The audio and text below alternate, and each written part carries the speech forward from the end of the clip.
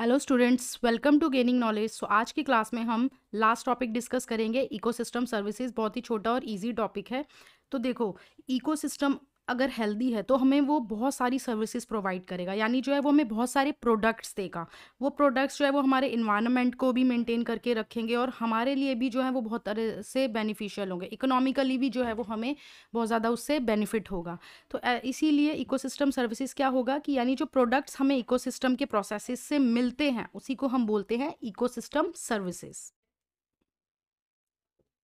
अब हम यहाँ पर एक एग्जाम्पल से भी देख लेते हैं कि अगर एक फॉरेस्ट इकोसिस्टम हेल्दी है तो वो हमें क्या क्या दे सकता है। सबसे पहले तो क्या करेगा, ऑक्सीजन ज़्यादा, अगर ट्रीज़ होंगे तो हमें ऑक्सीजन बहुत ज़्यादा मिलेगी और हमें किस तरह की एयर मिलेगी, बहुत ज़्यादा प्योर एयर मिलेगी और वाटर भी जो है वो बहुत ज़्यादा मिलेगा। ठीक है, इसी तरह से अगर फॉरेस्ट होंगे, ट्रीज़ होंगे तो क्या होगा, फ्लड कंडीशंस नहीं आएंगी, रूट्स में जो क्या है वो वाटर अब्जॉर्ब कर लेंगे और ड्रॉट तो डेफिनेटली कंडीशंस ही नहीं आएंगी, ड्रॉट की कंडीशंस।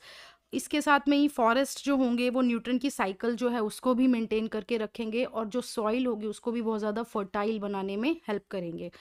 और क्या करेंगे, जो वाइल्ड एनिमल्स होते हैं उनके लिए जो है वो हैबिटेट का काम करेंगे और जो डिफरेंट एनिमल्स और प्लांट्स की स्पीशीज़ होंगी उनकी डाइवर्सिटी को जो है वो भी मेंटेन करेंगे। इसके साथ में ही क्रॉप्स को जो है वो भी पॉलिनेट करने में हेल्प करेंगे।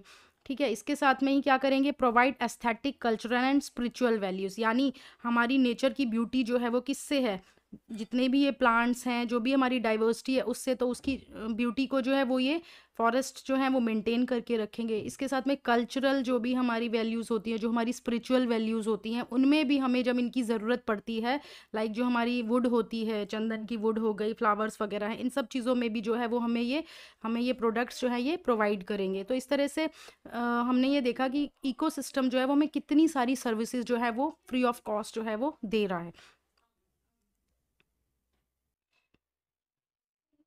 सो अब ये जो इकोसिस्टम है, ये जो हमें सर्विसेज जो फ्री ऑफ कॉस्ट दे रहा है, इसके ऊपर भी कुछ जो रिसर्चर्स थे लाइक रॉबर्ट कॉन्स्टेंजा और इनके कुछ कलीग्स थे, इन्होंने क्या किया, इन्होंने बोला कि इसके लिए जो है वो आपको प्राइस टैग देना पड़ेगा। मतलब जो हमें फ्री में मिल रही हैं चीज़ें उसके लिए जो है वो हमें प्राइस देना पड़ेगा।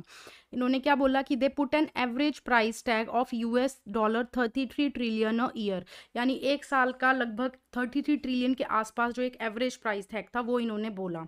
ठीक है, जो लगभग टोटल जो जीएनपी था, ग्रॉस नेशनल प्रोडक्ट था, उसके भी लगभग ट्वाइस था, उसका भी लगभग 2 गुना था। तो इतना ज़्यादा प्राइस टैग इन्होंने जो था वो लगाया। तो इस टाइप की सर्विसेज जो हमें फ्री में मिल रही थी उसके ऊपर इन जो रिसर्चर्स थे इन्होंने प्राइस टैग लगाने की पूरी कोशिश करी।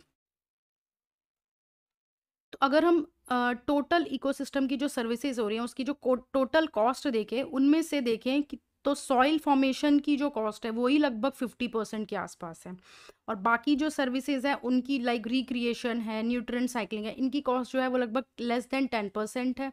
इसके साथ में क्लाइमेट रेगुलेशन की जो सर्विसेज आ रही हैं हमें और वाइल्ड लाइफ के हैबिटेट वाली सर्विसेज है, इनकी जो कॉस्ट है वो लगभग 6% के आसपास है। तो इस तरह से हमें इससे क्या समझ में आ रहा है कि इकोसिस्टम जो सर्विसेज हमें फ्री में प्रोवाइड कर रहा है, हमारी भी रिस्पॉन्सिबिलिटी बनती है कि हम इनको मेंटेन करके रखें और इनका कहीं भी अननेसेसरी वेस्ट जो है, यूज़ जो है वो नहीं करें। ठीक है, तो इस तरह से आपका जो है ये इकोसिस्टम सर्विसेज और चैप्टर इकोसिस्टम जो है वो कंप्लीट हो जाता है। अगर आपको वीडियो पसंद आए तो लाइक शेयर सब्सक्राइब ज़रूर करें। Thank you for watching.